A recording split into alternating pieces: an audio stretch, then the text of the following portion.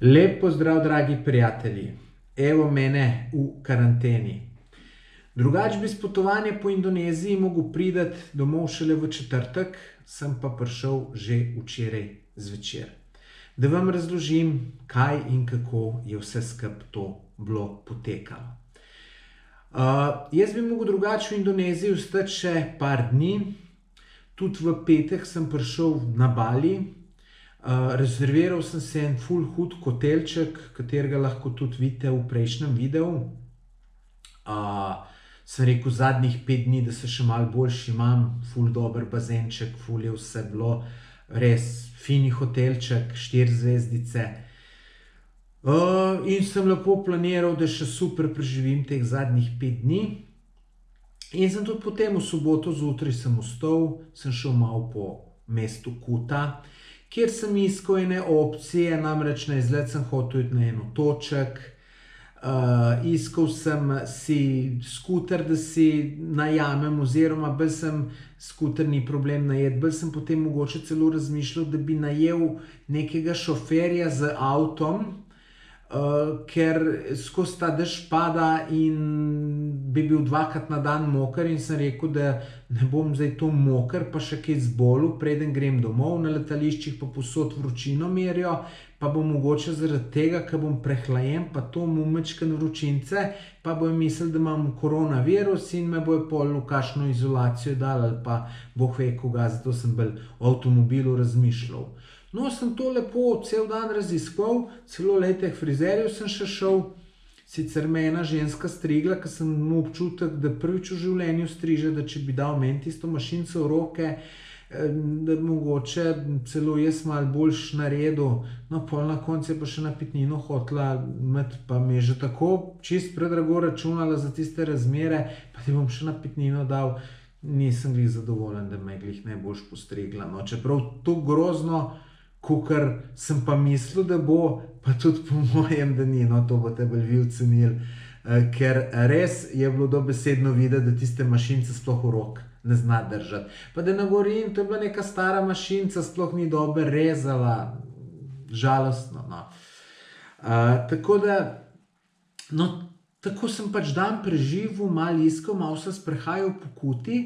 No, za popoldne so se pa potem z enim Slovencem, ki je tudi bil na Baliju, dogovorila, da greva na pijačo. In on se pripelje do mojega hotela, spodaj je restavracija, so se usela, spila vsak neko kokakolico, malo se pogovarjava in on mi pove, da pač on bi mogel iti domov šele čez ene 10 dni, ampak da so mu doma rekli, da situacija postaja resna, da naj pride domov, če ne bo mogel priti domov, ne. In je rekel, da je prestavil in on je mu let potem naslednji dan.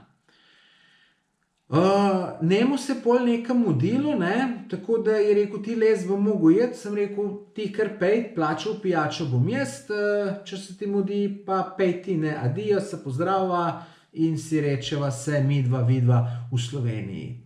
Jaz potem dam to plačal, kelnarice nikjer, čakam, ta čas pa razmišljam, Madonca, a je pametno, da sem jaz vztrajam tole do četrtka, do konca, ali če mogoče prej iti.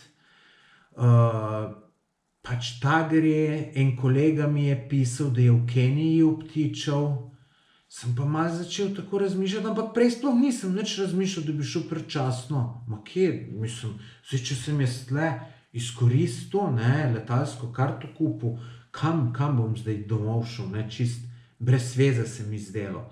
No, tukaj sem pa začel čist, v minuti sem začel razmišljati, no, in pol v parih minutah se odločil, da bom kontaktiral tega, ki mi je karto zame kupil v Sloveniji, to je ta spletni portal Po svetu, tako da sem rekel, nič bom njega kontaktiral, povprašam, a se da to prebukirati. Ta Slovenec je rekel, da je nekaj mogel doplačati na 150 do 200 evrov, da sem mu prebooking naredil, ne. Meni to sicer ni bilo najbolj všeč, pol spet razmišljaš, čist brez veze 200 evrov stran vržem, ne, ampak sem rekel, nič bom jaz kontaktiral tele Po svetu. grem gor v sobo, kontaktiram onega, sem rekel, ti, a se da to prebukirati, jaz malo razmišljam, situacija se zakomplicira, in mi pravi, ja, seveda se da, že tako in tako, smo pa mi partnerji dobili obvestilo, da se da tudi celo brezplačno narediti, da bom šel drug termin, čist nič doplačal. Školej, super, daj ti tole, jaz bi jutri šel domov. Enkrat dopoldne, popoldne, kakorkoli pač bo. Malo sem tudi celo razmišljal, da bi šel naslednji dan zvečer, tako kot je šel ta Slovenec, rekel pa ajde, da greva skupaj, ne. No, in ta mi pa reče, lej, bom jaz videl, kakšne so možnosti, grem na internet pogledat, on gre na internet pogledat, sporoči, da ni možno to narediti preko neta, čeprav da se mu čudno zdi, ker so dobili obvestilo in bila je kar neko doplačilo 500 evrov. Sem si mislil, 500 evrov, pa jaz ne dam, ni podrazno, zato dam 3 dni prej doma, ne.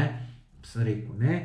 Mislim, pri sebi sem si mislil, nisem njemu rekel, ne. Ampak mi je on rekel, ti veš kaj, bom jaz v Zagreb poklical v njihovo pisarno. Katarjevo. Kliče on mende, mi sporoči, prav ti ne delajo več, maj že zaprto, delali, ne vem, do 12 ali kdaj. Prav ti, ampak veš, se jih pa da dobiti 2 ure pred odhodom letala, ki gre v Doho iz Zagreba. Je rekel, pa takrat gre letalo in jih bom jaz poklical. Je rekel sem, daj bo ti kje na Messengerju, da bova midva tole, da mi boš povedal, potrdil ali ne potrdil ali kakorkoli, ne, sem rekel, v redu bom. In on potem mene res po Messengerju kontaktirati, prav tile, edina opcija, da greš, je čez 3 ure pa 15 minut ima letalo odhod, potem pa 2 ali 3 dni ni nobene opcije, je rekel, to zdaj sam mi potrdi, da naredim ali ne naredim. Sem rekel, Madonna, 3 ure 15, a bom isto sploh prišel do letališča, spokoj in vse tako, je rekel, na hiter zmeč, pa boš, ne. Sem rekel, dober, v redu, lej, bom, daj ti kar potrd, pošalj mi vse na mail in to je to, sem rekel, lej, jaz zdaj se grem pa rihtat, pa pokat, pa tako naprej. No, in jaz to na hiter vse zmečem skup, oblečem se malo umijem in td. Letim dol na recepcijo, tam še moraš čakati, da grejo sobo pogledat, če ni slučajno kaj ukral, kaj uničil. No, pa rečem, taksi pravkar na ulico, pa sem rekel, joj, mudi se mi ful, je kakšna druga opcija, so rekel, lej, te bo sodelavc pelal iz službenim avtomobilom in me je še ful pocent uslužbenc hotela pelal, tako da sem prišel na letališče krepko več kot 2 ure pred odhodom, ful se je to hiter obrnilo, tako da tam sem prišel, gužva sicer bila velika, tam so me še nekaj, ker sem bil prej v Maleziji, so mi še nekaj komplicirali, da sem se še tam majčkeno ustrašil, tam sem pa pol že vedel, da pa super, da sem se odločil, da grem. No, potem sem na letalo prišel do Dohe, v Dohi 1 urico, pa pol čakal, šel v Zagreb in prišel v Zagreb. Tako da potem no, so pa še tam v Zagrebu bili malo komplikacije.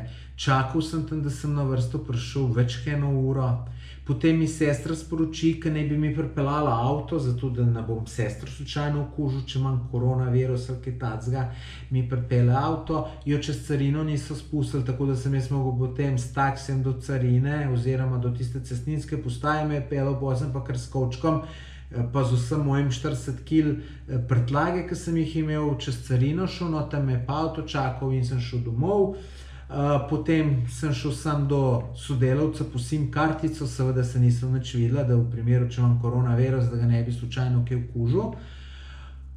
In sem prišel sem na tej lokaciji, kjer sem zdaj in bom vsaj 14 dni v izolaciji, da ne bi slučajno koga okužil, če slučajno imam to koronavirus. Sicer, če iskreno povem, se malo bojim, da jo imam, ker čudno bi bilo to, da se ne bi nalezel tam 300 ljudi na letalu, veliko je bilo Italijanov, ki itak imajo to okužbe toliko, tako da se malo bojim, da bi bil možno, da bi bil okužen, ampak to je treba preboleti in kajčmo, tako da to je to. Tako da ja, zdaj ta čas, ki bom tlele, ga bom probal čim bolj koristno izkoristiti, pisal bom blog, malo bom te svoje stvari, slike, video posnetke urejal, delal bom tudi za firmo. V glavnem, če vas zanima karkoli v zvezi z internetom, kako zaslužiti na internetu, kako pisati blog, Me malo spremljajte, bom zanimive vsebine kreiral na blogu, video posnetke, računam delati tudi neke webinarje, tako da če ga to zanima, naj me spremlja. Vsem tistem, ki ste me spremljali na mojem potovanju po Indoneziji, pa tistih par dni po Indoneziji, se najlepše zahvaljujem. Če vam je bilo všeč, dajte se naročiti na tale moj YouTube kanal. Mimogrede, na YouTubu lahko pogledate, sem dal po mojem okoli 30 video posnetkov z mojega potovanja in če greste po vrh, boste videli, kako je moje potovanje potekalo. Na Instagramu imam veliko lepih slikc, tako da pejte si tudi Instagram pogledati in če so vam všeč, mi sledite. Jaz mislim, da sem lepe slikce dajal, ampak to ste vi, ki boste odločili, ali so res lepe ali niso. Če so, napišite kakšen komentar, dajte kakšen všeček. Tako da res vam hvala, ki ste me spremljali. Je to en super občutek, ne vem zakaj, ampak fino je, če te ljudje spremljajo. Tako da pa, ki ste mi dobre komentarje pozitivne pisali, sem vsem res hvaležen in res vam hvala. Jaz upam, da sem vam dal zanimivo vsebino, da ste se radi pogledali. Tako da drugače pa gremo naprej, tudi tele koronavirusa bo enkrat konc, tako da ta čas, ki moramo biti saj skoraj cela Slovenija v neki izolaciji, pač ga izkoristimo čim bolj koristno, jaz ga bom, za vas pa tudi upam. Tako da nič, lep pozdrav iz Slovenije, lepo se imejte. Adijo.